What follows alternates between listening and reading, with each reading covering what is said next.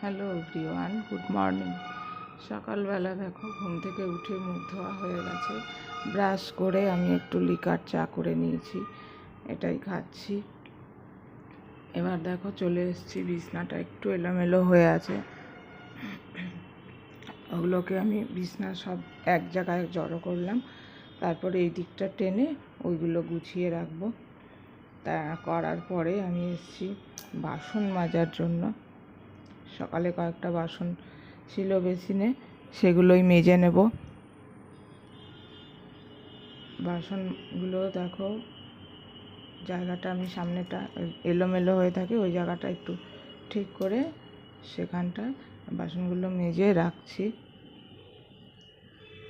আর রোজের যা প্রত্যেক দিনের কাজ, গাছে জল দেওয়া, ফুল তোলা, বাসন মাজা হয়ে গেলে আমি স্নান সেরে নিয়েছি। স্নান সারা হয়ে গেছে।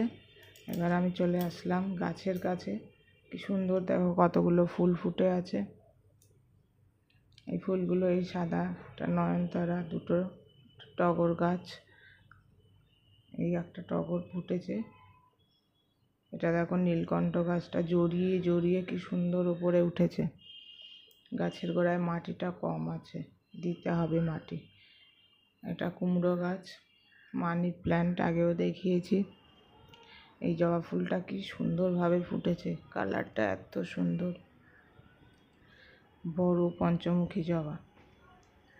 এই ফুলগুলো তুলে নিলাম, ঠাকুরকেও দেওয়া দেখো এখন দিয়ে দিচ্ছি। ঠাকুরকে দেওয়া হলে একটু ছোবড়া ধুনো সারা ঘর ঘুরিয়ে নেব। তারপরেই আমি ধুনোটা দেওয়া হয়ে গেলে এবার আমি চলে যাব নিজের পরবর্তী যে কাজগুলো থাকে সেইগুলোতে। আমি একটু বাজার থেকে আমার হাজব্যান্ড সবজি এনে দিয়েছে, সেগুলো দেখে নিচ্ছি কি কি আছে, কি কি এনেছে। এই যে চিচিঙ্গা এনেছে, এগুলোর এখন অনেক দাম, সবই 70-80 করে কেজি। চলছে 3-4 মাস ধরেই এত দাম, কমার তো নাম নেই। এখানে আদা রসুন এনেছে, বেগুন এনেছে। এই যে ধনেপাতা, এখন নতুন নতুন তো বেশ সুন্দর গন্ধ। পটল এনেছে, গাজর, টমেটো, আর কিছু বিনস। এই শীতকালে পুরো সারা বছরই পাওয়া যায়, তাও শীতকালটা বেশি মনে হয় যেন স্বাদের। সবজিগুলো টাটকা, শীত তো সামনেই আসছে। একটা বেসনের প্যাকেট। আর এই যে সবজিগুলো দেখো আমি এখন কেটে নেব।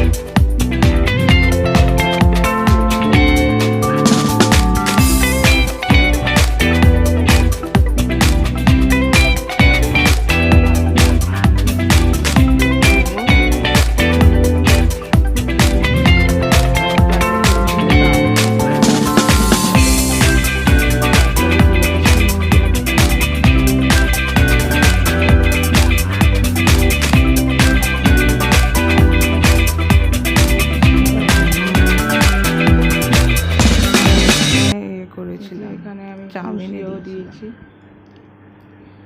আর আলু পটলটা একটু মশলা দিয়ে কষিয়ে আমি ওই হলুদ দিয়ে করেছিলাম। পটলগুলো কেটেছিলাম, এই মশলাটা দিয়েছিলাম।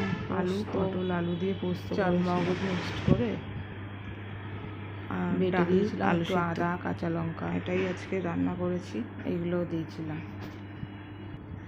এই যে পটলটা আগের থেকে ভেজে রেখেছিলাম মশলাটা কষানোর পরে, নাহলে পটল বেশি সিদ্ধ হয়ে গেলে গলে যায় একদম।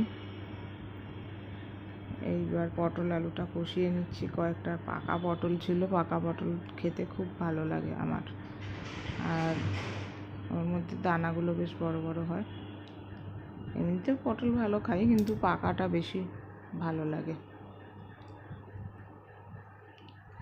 এই আলু পটলের তরকারিটা কষিয়ে এবার জল দিয়ে দিলাম। এটা একবার আঁচ কমিয়ে ঢেকে দেবো আর সেদ্ধ হতে থাকবে। অন্য সাইডে আমার ডালটাও করা হয়ে গেছে। এবার দেখো আমি চাপা দিয়ে দিচ্ছি ঢাকনাটা। ফুটে গেছে, মানে প্রায় হয়েই গেছে। একটু মিষ্টি দিয়েছিলাম, কাঁচা সর্ষের তেল ওপর দিয়ে ছড়িয়ে দিলাম। ডাল করেছি যেহেতু একটু আলু সেদ্ধ লাগবে। কাঁটা চামচ দিয়ে স্ম্যাশ করছি, ভারী শক্ত কাঁটা চামচটা, ওই জন্য বেশ আরাম করে এটা হয়ে যায়। গরম আলু তো হাতে ধরা যায় না। পেঁয়াজ ভেজেছি, শুকনো লঙ্কা, তেল, এটা দিয়েই মাখবো। এই দেখো মাখা হয়ে গেছে। আজকের মতো এটুকু।